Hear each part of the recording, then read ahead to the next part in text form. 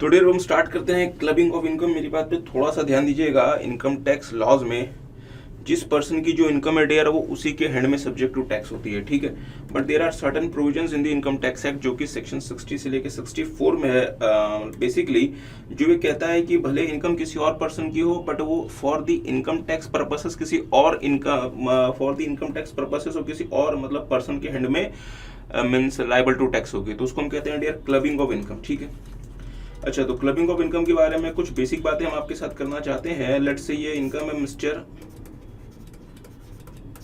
ए और हमारे mister B.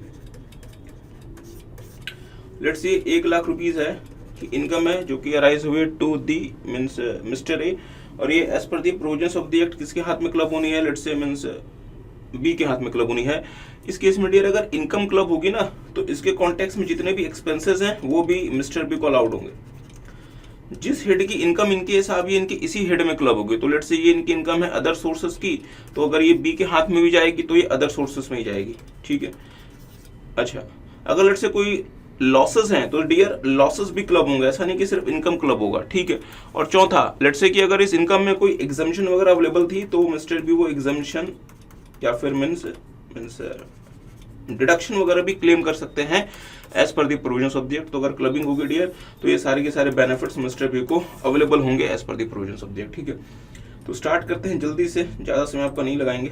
Transfer of income without transfer of asset. तो लेट्स से कि अगर आपने अपनी इनकम ट्रांसफर कर दी एसेट को ट्रांसफर किए बिना, तो लेट्स से कि कोई आपके पास हाउस प्रॉपर्टी है जो कि आपको ₹10,000 पर मंथ का रेंटल देती है हाउस प्रॉपर्टी, और इससे जो रेंट आता है ये आता है ₹10,000 पर मंथ आता है। तो लेट्स से कि मिस्टर ए की ये हाउस प्रॉपर्टी है जो कि इन्होंने मिस्टर बी को इसका जो इनकम है इनकम ट्रांसफर कर दिया, बट एसेट जो है मींस हाउस प्रॉपर्टी अभी भी किसके पास है? मिस्टर ए के पास है।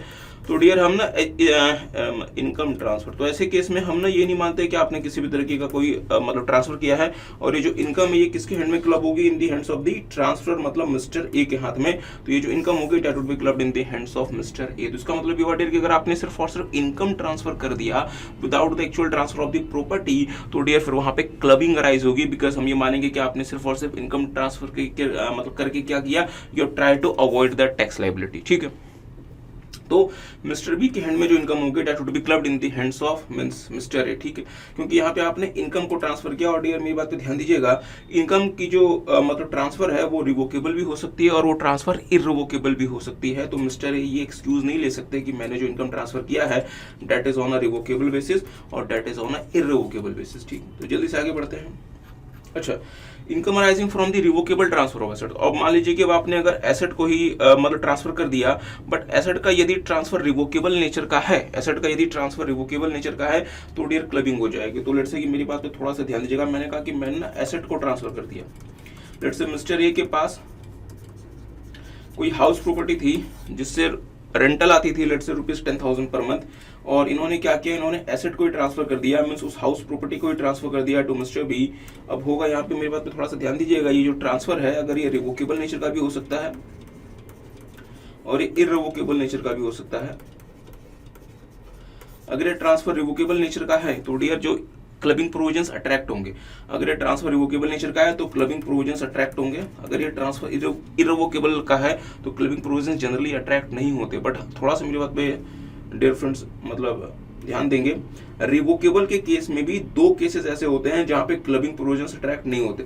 फिर से, अगर मेरे एसेट का ट्रांसफर रिवोकेबल नेचर का भी है तो भी डियर 2 केसेस ऐसे होते हैं जहां पे क्लबिंग प्रोविजंस अट्रैक्ट नहीं होते। पहला केस कौन सा है कि जो एसेट है वो डियर ट्रांसफरी के लाइफ टाइम तक रिवोकेबल नहीं है, वो ऐसे ट्रांसफरी के लाइफ टाइम तक रिवोकेबल नहीं है। और मतलब सेकंड केस ये होता है कि डियर मीन्स आप जो है उस एसेट में किसी भी तरीके का आपके पास राइट नहीं है कि आप उसका बेनिफिट वगैरह आप जो है वो क्लेम कर सके।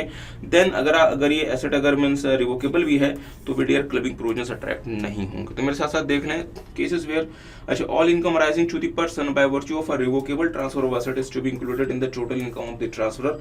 Cases where clubbing provisions are not attracted even in the case of the revocable transfer. तो अगर रिवोकेबल ट्रांसफर भी है डियर तो भी क्लबिंग प्रोविजंस कहां अट्रैक्ट नहीं होंगे। सच transfer is not revocable during the life time of this LTC and the transferor there is no direct or indirect benefits from such transfer। इसका मतलब ये हुआ अगर आप ये दोनों कंडीशंस को फुलफिल कर दें तो फिर डियर जो है रिवोकेबल ट्रांसफर के केस में भी जो है इनकम आपके हैंड में क्लब नहीं होगी।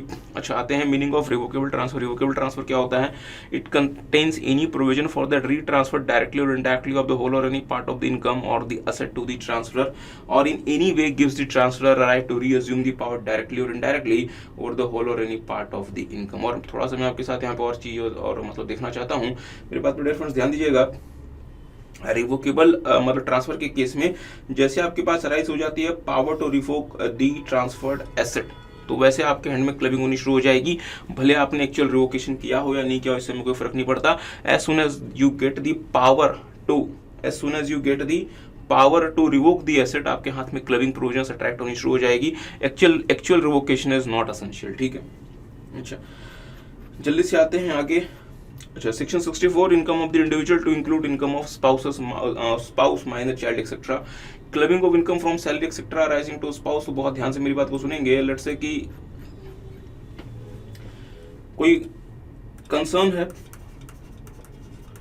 इस कंसर्न में लेट्स से कि मिसेस ए, ये जो मतलब कंसर्न है ये let's say means Mrs A को कोई सैलरी रेम्यूनरेशन वगैरह पे करती है और लेट्स से मिस्टर ए, ये इनके हस्बैंड हैं मतलब स्पाउस।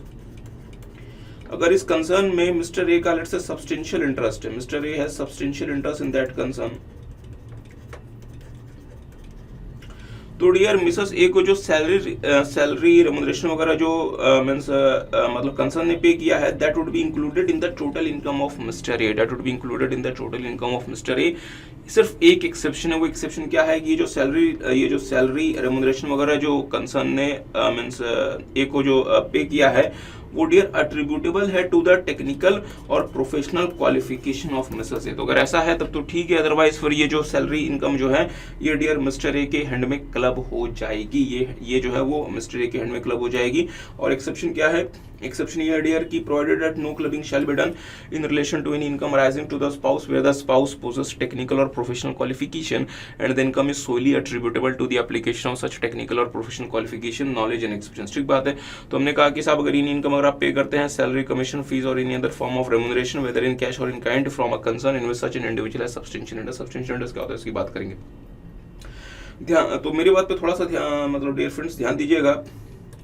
क्लबिंग प्रोविजन कब अट्रैक्ट नहीं होगा? जब ये स्पाउस क्या पोजेस करती हैं? टेक्निकल और प्रोफेशनल क्वालिफिकेशन, और जो इनकम है that is solely attributable to that technical और प्रोफेशनल क्वालिफिकेशन। ठीक बात है। अब सवाल बनता है कि टेक्निकल और प्रोफेशनल क्वालिफिकेशन क्या होता है? क्या कोई रिकॉग्नाइज्ड मतलब डिग्री होनी चाहिए तभी आपको, तो ही हम ये कह सकते हैं कि आपके पास क्या है टेक्निकल और प्रोफेशनल क्वालिफिकेशन।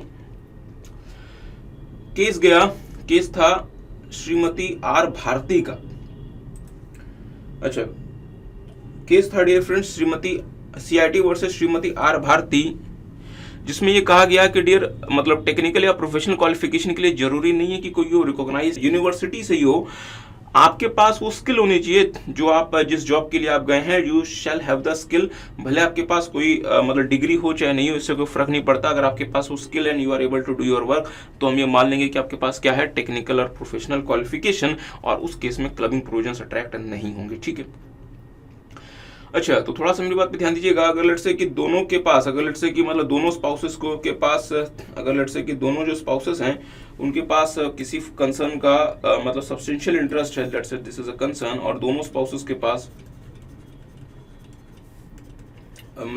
मिसेस ए और मिस्टर ए, तो लेट्स से इन दोनों के पास इस कंसर्न का लेट्स से मतलब सब्सटेंशियल इंटरेस्ट है, और एक कंसर्न अगर दोनों को ही सैलरी, बोनस, कमीशन, रेम्यूनरेशन वगैरह पे कर रही है, तो उस केस में डियर क्लबिंग उस स्पाउस के हैंड में होगी जिस स्पाउस की income without considering that particular remuneration, salary, bonus, commission is higher. तो लेट्स से कि अगर मिसेस ए की अगर अदर इनकम लेट्स से है ₹5 लाख और मिस्टर ए की लेट्स से अदर इनकम है ₹10 लाख, और लेट्स से अगर ये मतलब कंसर्न दोनों को लेट्स से सैलरी रेम्यूनरेशन पे करती है 8 लाख रुपए और दोनों के पास सब्सटेंशियल इंटरेस्ट है, तो डियर ये जो 8 लाख रुपए है ये मिस्टर ए के हैंड में क्लब हो जाएगी, और हमारे मींस मिस्टर ए की जो मतलब टोटल इनकम होगी, that total income would be इनकी खुद की सैलरी 8 लाख रुपए, मिसेस ए की जो सैलरी क्लब हुई है 8 लाख रुपए, और इनकी खुद की other income 10 lakh rupees. Total income होगी that would be rupees 26 lakh.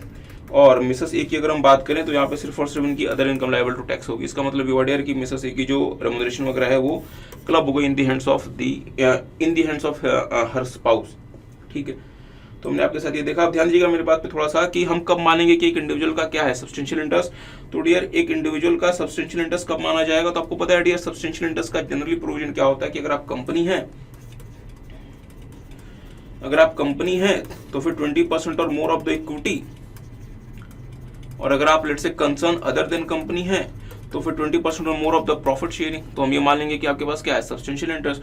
But यहाँ पे एक इंटरेस्टिंग बात है डियर कि यहाँ पे जब हम सब्सटेंशियल इंटरेस्ट को आइडेंटिफाई करेंगे ना, तो हम सिर्फ और सिर्फ उस इंडिविजुअल के हैंड में ये 20% काउंट नहीं करेंगे। सिर्फ और सिर्फ उस इंडिविजुअल के हैंड में हमें मतलब 20% काउंट नहीं करेंगे, हम उस इंडिविजुअल के प्लस उसके रिलेटिव्स कंबाइंड करके हम इसके 20% को काउंट करेंगे। So this is an important thing जो कि आपके एग्जाम में थोड़ा सा ध्यान रखना है कि जब आप सब्सटेंशियल इंटरेस्ट आइडेंटिफाई करें for the purpose of the मतलब क्लबिंग, तो आपको इस बात का थोड़ा सा ध्यान देना पड़ेगा कि हम सिर्फ और सिर्फ उस इंडिविजुअल के लिए बात नहीं कर रहे, उस इंडिविजुअल प्लस अगर उसके किसी मतलब रिलेटिव के पास अगर मींस शेयर्स या फिर अगर मतलब प्रॉफिट्स हैं तो डियर वो मतलब दोनों मींस मिल के काउंट होगा, और फिर हम देखेंगे कि आपके पास सब्सटेंशियल इंटरेस्ट है कि नहीं। ठीक है, अच्छा, where the concern is a company if its equity share carrying 20% or more of the voting power at any time during the previous year owned beneficially by such person or partly by such person, partly by one or more of his relatives।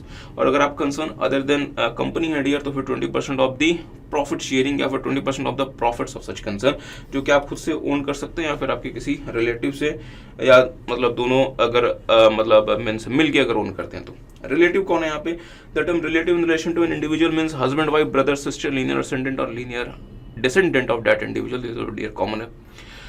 आगे आते हैं, income rising to the spouse from the assets transferred without adequate consideration. तो let's say कि अगर आपने अपने spouse को कोई एसेट ट्रांसफर किया है विदाउट एडिक्वेट कंसिडरेशन और under an agreement to leave apart, तो उस एसेट से जो इनकम आएगी वो डियर उस स्पाउस के हैंड में क्लब हो जाएगी जिस स्पाउस ने उस इनकम को जिस स्पाउस ने उस एसेट को मतलब ट्रांसफर किया है, means in the hands of the transfer spouse. ठीक बात है। तो लेट्स से कि मिस्टर ए ने लेट्स से मिसेस ए को एबीसी कंपनी के शेयर्स ट्रांसफर कर दिए 10,000 शेयर्स, जो कि लेट्स से मतलब डिविडेंड पे करते हैं ₹5 lakh annually, means per annum का डिविडेंड पे करते हैं।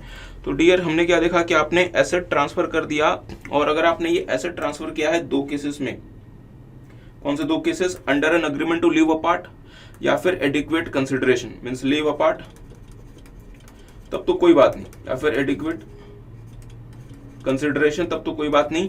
अगर इन दो केसेस के अलावा अगर कोई केस है डियर, तो ये जो इनकम है ये मिस्टर ए के हैंड में क्लब हो जाएगी। That income from the asset will be clubbed in the hands of the transfer spouse. But let's say कि इस एसेट का कोई मींस मतलब एक्रिएशन है, एक्रिएशन बोले तो लेट्स से कि साहब हमने ना 10,000 शेयर्स दिए और लेट्स से कंपनी ने ना फिर 1:1 बोनस शेयर दे दिया। तो इस केस में डियर फ्रेंड्स मिसेस ए को उनके पास ना हमने जो शेयर्स मतलब ट्रांसफर किए थे, मींस ट्रांसफर्ड शेयर्स तो 10,000 ही हैं, साथ में इनके पास ना बोनस शेयर्स भी हैं 10,000। तो लेट्स से बोनस शेयर्स के केस में अगर इनको कुछ भी अगर इनकम होती है तो वो इनकम जो है वो मींस मिस्टर ए के हैंड में क्लब नहीं होगी। तो हमने क्या देखा कि जो एक्रिएशन ऑफ इनकम होगी फ्रॉम द एसेट वो उनके हैंड में क्लब नहीं होगी, बट जो ओरिजिनल जो आपने जो एसेट दिया था उसकी जो इनकम होगी डियर वो क्लब हो जाएगी। ठीक है, अच्छा, और एक छोटी सी बात, लेट्स से कि अगर मिस्टर ए ने मिसेस ए को अगर लेट्स से हाउस प्रॉपर्टी अगर मतलब ट्रांसफर किया है, और ये हाउस प्रॉपर्टी किन किन दो केसेस में ट्रांसफर नहीं किया, under an agreement to leave apart और फॉर द एडिक्वेट कंसिडरेशन, तो डियर हाउस प्रॉपर्टी के केस में इनकम की क्लबिंग नहीं होगी। बहुत ध्यान से मेरी बात को सुनेंगे। अगर लेट्स से मिस्टर ए ने मिसेस ए को अगर कोई हाउस प्रॉपर्टी ट्रांसफर किया है और ये हाउस प्रॉपर्टी दो केसेस में ट्रांसफर नहीं किया, कौन से दो cases, under an agreement to leave apart और फॉर द एडिक्वेट कंसिडरेशन, ऐसे केस में इनकम की क्लबिंग नहीं होगी, हाउस प्रॉपर्टी की इनकम की क्लबिंग नहीं होगी, पूरा का पूरा हाउस प्रॉपर्टी ही मिस्टर ए के हैंड में क्लब हो जाएगा, और ये माना जाएगा कि mister A is a deemed owner of that house property section 27 के हिसाब से, और उस हाउस प्रॉपर्टी की जो इनकम होगी वो डियर मिस्टर ए के हैंड में कंप्यूट होगी। सर क्या फर्क पड़ जाता है अगर लेट्स से कि उस हाउस प्रॉपर्टी इनकम आप अगर मिसेस ए के हैंड में काउंट करके फिर वो अगर इनकम अगर आप मिस्टर ए के हैंड में लेकर आ जाते तो उससे क्या फर्क पड़ जाता है डियर, फर्क पड़ जाता है, उससे फर्क पड़ जाता। इनकम टैक्स एक्ट में डियर फ्रेंड्स बहुत सारे मतलब प्रोविजंस ऐसे हैं जो कि उन लोगों के लिए हैं जिनके पास कोई भी एक हाउस प्रॉपर्टी नहीं है। बट लेट्स से कि आपके पास ऑलरेडी एक हाउस प्रॉपर्टी है और लेट्स से कि अगर आपने ये हाउस प्रॉपर्टी अपने स्पाउस वगैरह को अगर ट्रांसफर मतलब कर दिया, फिर अगर आप ये क्लेम करें कि आपके पास हाउस प्रॉपर्टी नहीं है और अगर आप उन प्रोविजंस का मतलब एडवांटेज लें जिसका इंटेंशन सिर्फ उन लोगों के लिए है जिनके पास सही में कोई हाउस प्रॉपर्टी नहीं है, तो इसका मतलब you are misusing the advantage given by the income tax act. और ऐसी प्रैक्टिसेस को रोकने के लिए डियर फ्रेंड्स डीम्ड ओनरशिप का कॉन्सेप्ट लेकर आया गया था सेक्शन 27 में। ठीक है, आगे बढ़ते हैं। Income from the creation of the transferred asset, हमने कहा कि जो इनकम होगी from the creation of the मतलब ट्रांसफर्ड एसेट वो क्लब नहीं होगी। लेट्स से कि स्पाउस से अगर आपने इन्वेस्टमेंट लेके अगर अपने मतलब मींस बिजनेस वगैरह में लगाया है तो क्या होगा। लेट्स से कि डियर मिस्टर ए ने मिसेस ए को 5 लाख रुपए दिए और मिसेस ए ने इस 5 लाख रुपए से अपना कोई बिजनेस शुरू किया। ठीक है, और लेट्स से इस बिजनेस का जो प्रॉफिट आया, let's say that profit is 1/4/2022 को, let's say during the previous year इस वाले बिजनेस से जो प्रॉफिट आया डेट वाज 8 लाख रुपीस। तो हम कितनी इनकम जो है वो मिस्टर ए के हैंड में क्लब करेंगे, मींस ट्रांसफर के हैंड में क्लब करेंगे। तो हमने देखा साहब कि बिजनेस का प्रॉफिट कितना है into investment from the transferred asset, means 5 lakh रुपए जो है मिस्टर ए की आपने इन्वेस्ट किए थे। और डियर फ्रेंड्स मतलब टोटल इन्वेस्टमेंट इसमें कितनी थी, तो लेट्स से कि मींस मिसेस ए ने अपने तरफ से भी 5 लाख रुपए लगाए थे, तो टोटल इन्वेस्टमेंट कितनी थी, ₹10 लाख। तो जो क्लबिंग होगी वो कितने की होगी, 4 लाख रुपए की। और 4 लाख रुपए की जो इनकम है वो मिस्टर ए के हैंड में क्लब हो जाएगी, मींस ट्रांसफर्ड एसेट के हैंड में क्लब हो जाएगी। ठीक है, अच्छा तो मेरे साथ साथ देख लीजिए spouse of the transferee share of the transfer spouse in the business income into investment out of the money और asset transfer to the spouse as on the first day of the previous year divided by the total investment in the business as on the first day of the previous year. तो अगर let's say कि partnership हमने अगर आपको मतलब means interest वगैरह दिया है तो भी ये सेम प्रोविजन अप्लाई करेगा और सेम तरीके से हम जो है वो आपके हैंड में इनकम को क्लब कर देंगे। तो जल्दी से आगे आते हैं transfer of asset for the benefit of the spouse. तो लेट्स से कि अगर आपने कोई एसेट जो है वो डायरेक्टली स्पाउस को ट्रांसफर नहीं किया ना करके किसी और पर्सन को मतलब ट्रांसफर कर दिया, तो लेट्स से कि मिस्टर ए हैं हमारे, इनके पास एक हाउस प्रॉपर्टी है जो कि मंथली रेंटल इल्ड करती है ₹30,000 पर मंथ। ठीक है, मिस्टर ए को किसी ने कहा कि अगर आप ये हाउस प्रॉपर्टी अपने वाइफ को ट्रांसफर करेंगे तो आपके हैंड में जो है वो क्लबिंग प्रोविजन लग जाएगा। तो फिर मिस्टर ने क्या किया, इन्होंने ये जो हाउस प्रॉपर्टी है ये किसी और पर्सन को ट्रांसफर कर दिया, लेट्स से एओपी, बीओवाई वगैरह, और इस हाउस प्रॉपर्टी को इनको दे दिया और इनको कहा यार कि ना आपको ना 20,000 रुपए लेट्स से पर मंथ ये जो है ये आपको ट्रांसफर कर देना, किसको, मिसेस ए को। ठीक है, तो डियर आपने क्या किया, आपने यहाँ पे प्रॉपर्टी ट्रांसफर की for the benefit of your spouse indirectly. तो डियर जितनी इनकम ये अदर पर्सन आपके स्पाउस के बेनिफिट के लिए लगाएगा उतनी इनकम जो है डियर ये आपके हैंड में क्लब हो जाएगी, मींस 20,000 रुपीज पर मंथ जो है वो इनकम आपके हैंड में क्लब हो जाएगी। तो मेरे साथ साथ देख लें। और हाँ डियर ये सेम प्रोविजन अप्लाई करेगा लेट्स से कि अगर आप खुद के स्पाउस के लिए करें या फिर अगर आप अपने मींस डॉटर इन लॉ वगैरह के लिए अगर आप करें then the same provision will apply. ठीक है, अच्छा तो देख ले transfer of asset for the benefit of the spouse in income arising directly और इनडायरेक्टली टू एनी पर्सन और AOP from the asset transfer to it without adequate consideration for the direct और indirect benefit of the spouse of the transferor shall be included in the total income of the transfer. Such income shall be clubbed only to the extent it is used for the transfer for the immediate or deferred benefit of the transferred spouse. ठीक है, of the transfer spouse. अच्छा income arising to sons wife from the asset transfer without adequate consideration by father in law or mother in law. तो मान लीजिए कि dear अगर sons wife के लिए अगर आपने कोई अगर एसेट ट्रांसफर किया, लेट्स से कि ये हमारे मिस्टर ए हैं और ये हमारे मिसेस ए हैं जो कि इनके स्पाउस है, इनके एक सन है लेट्स से मिस्टर बी और इनकी वाइफ है लेट्स से मिसेस बी। तो मिसेस बी इनके लिए क्या बन गई, डॉटर इन लॉ। तो लेट्स से अगर इनको कोई एसेट ट्रांसफर किया विदाउट एडिक्वेट कंसिडरेशन तो ये जो इनकम होगी एसेट से वो इनके हैंड में मींस जिन्होंने मतलब ट्रांसफर किया है वो एसेट वो जो इनकम होगी डियर वो इनके हैंड में क्लब हो जाएगी। ठीक है, अच्छा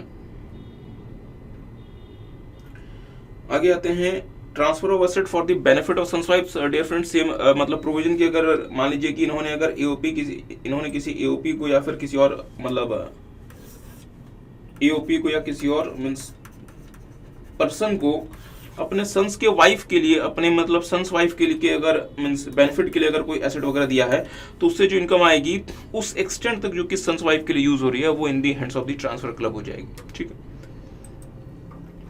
आगे आते हैं डियर क्रॉस ट्रांसफर। तो क्रॉस ट्रांसफर आपको पता है क्रॉस ट्रांसफर वो मैकेनिज्म होता है जहां पे लेट्स से कि हमारे मिस्टर ए हैं और ये मिसेस ए हैं, इनकी स्पाउस है मिसेस ए और ये हमारे मिस्टर बी हैं और ये हमारी इनकी स्पाउस है Mrs B.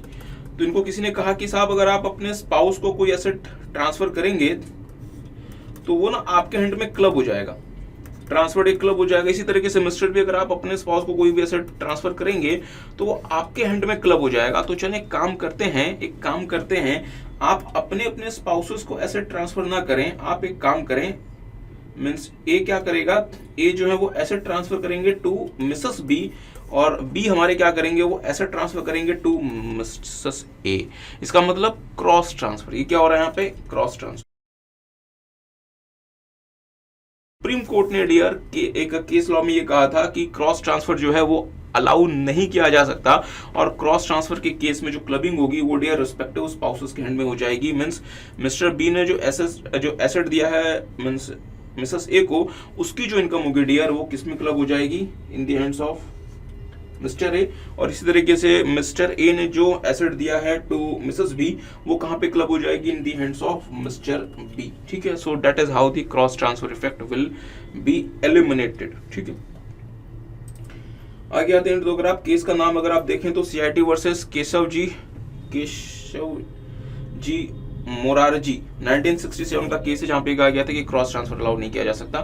Clubbing of minors income dear, बहुत ध्यान से मेरी बात को सुनेंगे। अगर लेट्स से कि माइनर की कोई इनकम है, अगर वो माइनर की इनकम दो वजहों से नहीं है, दो वजहों से कौन कौन सी, कि अगर लेट्स से माइनर ने कोई मैनुअल वर्क किया हुआ है या फिर माइनर के पास कोई ऐसी स्किल है, कोई अगर वो है एप्लीकेशन स्किल मीन्स टैलेंट और specialised means knowledge and experience.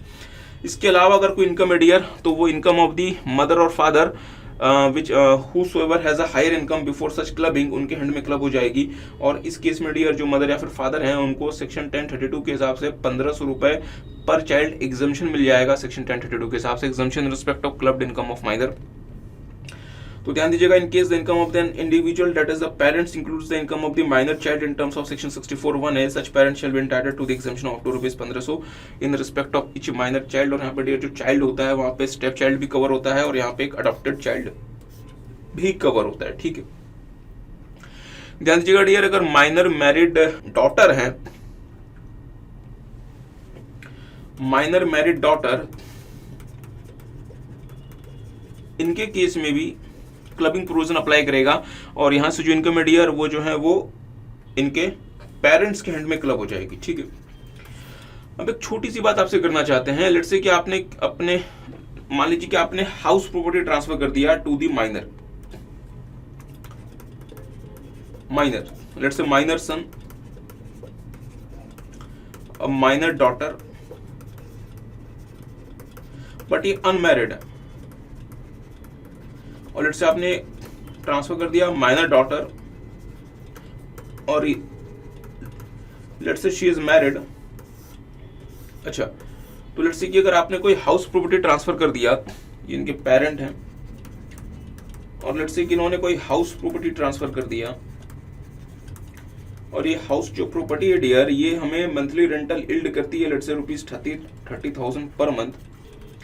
इस केस में क्या होगा, ये जो पहले जो दो केसेस हैं, अगर आपने ट्रांसफर किया टू दी माइनर सन या फिर to the minor means daughter unmarried, इस केस में क्लबिंग प्रोविजन अप्लाई नहीं करेगा। इन दो केसेस में क्लबिंग प्रोविजन अप्लाई नहीं करेगा और जो पेरेंट हैं जिन्होंने ये हाउस प्रॉपर्टी मींस ट्रांसफर की है वो पेरेंट क्या बन जाएंगे, इसके डीम्ड ओनर।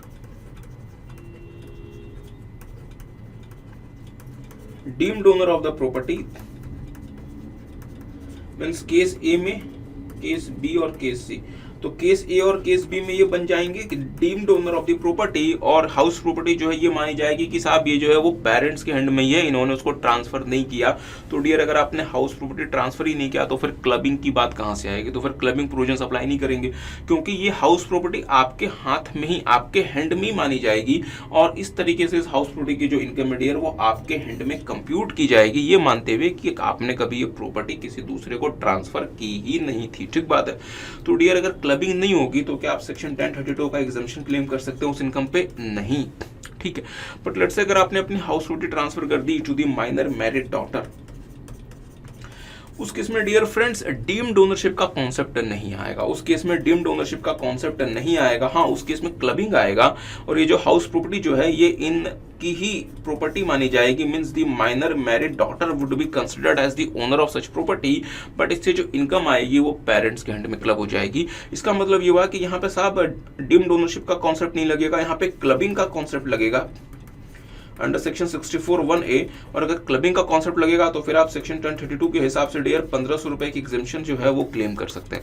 और अगर आपने लेट से कि डीम्ड, अगर आपने अदर केस में अगर आपने मतलब ट्रांसफर किया मींस केस और ए और बी, इस केस में जो है वो डीम्ड ओनरशिप का कॉन्सेप्ट लगेगा, क्लबिंग का कॉन्सेप्ट नहीं लगेगा। और अगर क्लबिंग का कॉन्सेप्ट नहीं लगेगा तो फिर आप 1032 का बेनिफिट भी क्लेम नहीं कर सकते। बस इस बात का आपको ध्यान रखना है कि अगर आप अपनी हाउस प्रॉपर्टी ट्रांसफर करते हैं to the minor married means daughter, उस केस में डियर फ्रेंड्स जो है वो क्लबिंग का प्रोविजन लगेगा, वो जो है वो डीम्ड ओनरशिप का कॉन्सेप्ट नहीं आएगा। बट अगर आप हाउस प्रॉपर्टी ट्रांसफर करते हैं to the other means minor child या फिर स्पाउस, और स्पाउस को अगर आप मतलब ट्रांसफर करते हैं विदाउट एडिक्वेट मींस कंसिडरेशन और under an agreement to live apart, ऐसे वाले केस में डियर फ्रेंड्स जो है वो क्लबिंग नहीं लगेगा, आप उस हाउस प्रॉपर्टी के डीम्ड ओनर मान लिए जाएंगे और अकॉर्डिंगली उसकी जो इनकम है वो आपके हैंड में कंप्यूट की जाएगी। ठीक है, तो देख लें डियर थोड़ी सी बात यहाँ पे, deemed ownership of house property transfer to spouse in case of the transfer of house property by the individual to his or spouse otherwise and for adequate consideration the transfer is deemed to be the owner of the transfer property. However if the transfer to spouse in connection with under an agreement to live apart, the transfer will not be deemed to be the owner, the transferee will be the owner of the house property. Transfer to minor child बहुत important है dear, ये in case of the transfer of house property to a minor child not being a minor married daughter, क्योंकि हमने आपके साथ बात की थी कि इस वाले केस में क्या होता है। Without consideration or for inadequate consideration, then the transfer parent will be the deemed owner of such property, and the income of such property will be taxable in the hands of the transfer parent and not in the hands of the minor child. Consequently, the clubbing provisions are not attracted in respect of such income, और जो 1032 का जो मतलब benefit है वो आप claim नहीं कर सकते। बट अगर आपने let say house property transfer करी to the minor married means daughter, ऐसे केस में डियर विदाउट और फिर inadequate consideration, then section 27 is not attracted. इसका मतलब डीम्ड ओनरशिप का कॉन्सेप्ट नहीं आएगा और इस केस में जो डियर जो हाउस प्रॉपर्टी की जो इनकम है वो ट्रांसफर पेरेंट के हैंड में क्लब हो जाएगी। And the benefit of exemption under section 1032 can be availed by that parent in respect of the income so clubbed, in respect of the income so clubbed। तो जिस parent की income अधिक है dear वो उसके hand में club हो जाएगी और अकॉर्डिंगली आप जो है 1032 का बेनिफिट क्लेम कर सकते हैं। हमने आपके साथ जब डियर एचयूएफ का असेसमेंट देखा था वहाँ पे हमने आपके साथ देखा था conversion of self acquired property into the joint family of into the joint property of the HUF. आगे आते हैं डियर इनकम इंक्लूड्स लायबिलिटी, तो हमने आपके साथ पहले भी बात की थी अगर इनकम की क्लबिंग होगी तो लॉसेस की भी क्लबिंग होगी। और हाँ, liabilities of a person in respect of the income included in the income of another person. अच्छा, इसके बाद आते हैं डियर फ्रेंड्स हम liability of a person in respect of income included in the income of another person. तो ऐसे case में क्या होता है कि लेट्स से कि हमारे कोई मिस्टर ए हैं और इन्होंने क्या किया कि कोई ऐसी इनकम मिसेस बी को मींस मिसेस ए को मतलब ट्रांसफर कर दी लेट्स से, जिससे इनकम आती है let's say ₹5 lakh per annum. Asset transferred जो कि इनकम देती है 5 लाख रुपए पर एनम, तो ये जो इनकम होगी ये हमारे मिस्टर ए के हैंड में क्लब हो जाएगी। ठीक बात है, पर इस 5 लाख रुपए पर एनम के कॉन्टेक्स्ट में जो टैक्स है उसका नोटिस मिसेस ए को भी इशू किया जा सकता है टैक्स की रिकवरी के लिए। दिस इज वेरी इंपॉर्टेंट, जो कि सेक्शन 65 में कहा गया है कि भले इनकम को ट्रांसफर कर दिया गया हो बट उतने पोर्शन का जो टैक्स की जो ऑब्लिगेशन है डियर वो ट्रांसफरी स्पाउस या फिर ट्रांसफरी से भी रिकवर की जा सकती है।